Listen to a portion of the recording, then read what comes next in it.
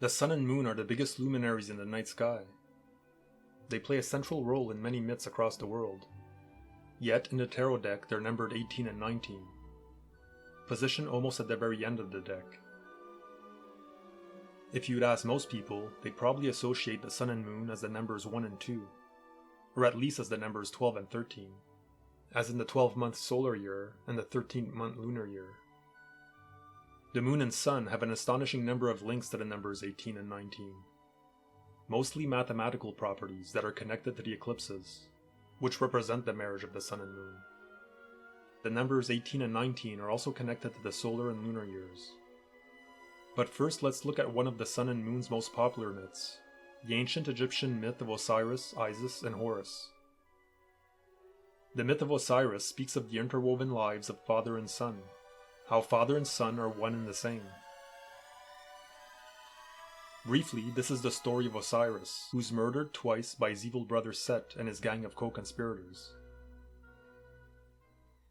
After Set's first attempt at getting rid of Osiris, the wife of Osiris, Isis, finds his body in a tree, and then magically nurses him back to life. After Set's second attempt, where the body of Osiris has been dismembered, Isis puts his body back together so that she could conceive their son, Horus. Horus later grows up in the shadow of his defeated and castrated father. With the help of the moon god Thoth, Horus does battle with Set, and eventually defeats him, to then become his own father, Osiris.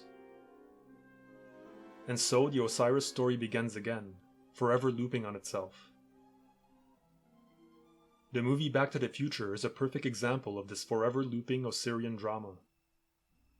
Marty actually bears the name of the god Horus, but the Roman version of Horus.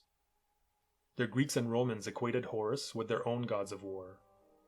The Greeks called him Ares, and the Roman called him Mars. The Latin word Mars is where the name Marty comes from.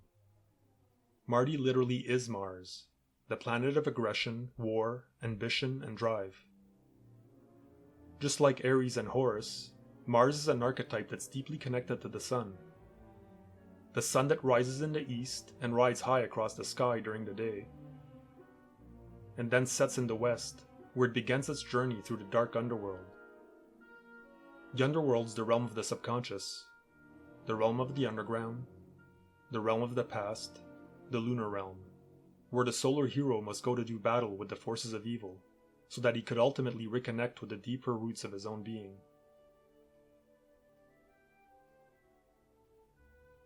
In the very ancient prehistoric Egyptian past, before Osiris became a solar god, Osiris was a lunar god, a god of the subconscious, symbolized in the movie by the oceanic god of the Greek subconscious, Poseidon.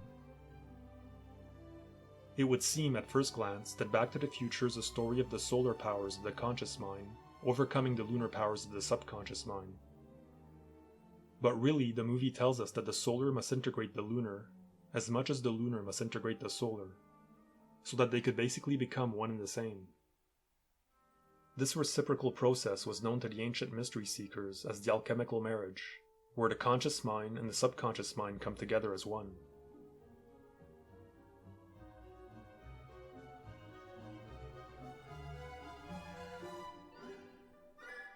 In Back to the Future's present day, 1985, when the story begins, we find a solar, extroverted Marty, who's overcompensating for his weak father.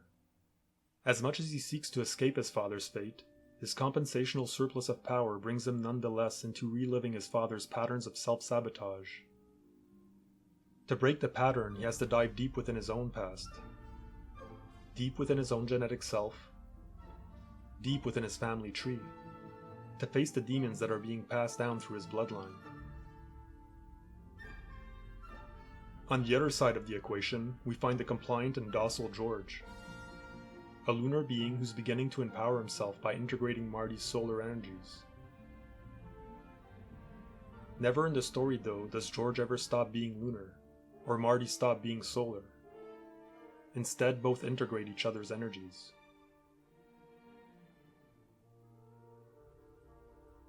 Doc also learns to balance these solar and lunar energies. Initially, Doc plays the role of Thoth, the Egyptian lunar god of science, mathematics, and writing, but ends up adopting the solar role of Hermes, the Greek god of science, mathematics, and writing.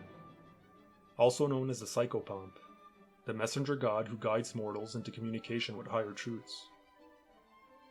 In the end, all three characters, Marty, George, and Doc, have each in their own way performed the alchemical marriage of the sun and moon. Traditionally, in alchemy, the subconscious mind is equated with the female, and the conscious mind with the male. The coming together of both female and male, like the coming together of the moon and sun, creates the child, or the eclipse. One single eclipse year contains 346.63 days, a number that could be arrived at by multiplying 18.618 by 18.618. As for the different families of eclipses, there's the famous 19-year Metonic cycle, which could be calculated by multiplying 19 by 18.618 by 19.618. And there's the Saros cycle, lasting 18 years, arrived at by multiplying 19 by 18.618 by 18.618. The moon's nodes, also related to the eclipses, have a revolution of 18.6 years and move along the zodiac by 19.6 degrees every year. And we also have the regular solar year of 365.25 days, which could be arrived at by either multiplying 18.618 by 19.618, or 18.618 by 18.618 plus 18.618. The lunar year of 12 lunations is 18.618 by 19, while the lunar year of 13 lunations is 18.618 by 20.618.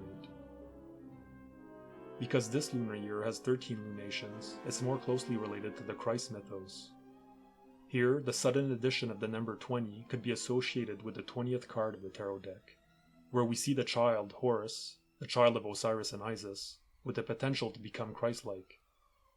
In other words, Horus has the potential to transcend into his highest potential.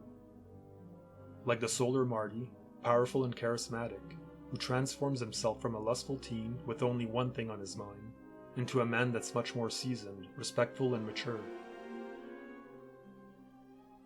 Or Doc, who's moved himself from a lunar being, driving a lunar vehicle, into a solar being driving a lunar vehicle. And of course, we have the once overly passive and lunar George, who's learned how to gain true power through confidence, willpower, and a strong sense of self-respect. And who, like the archetypal father of the ancient Egyptian tradition, Osiris, has achieved individuation through the alchemical marriage.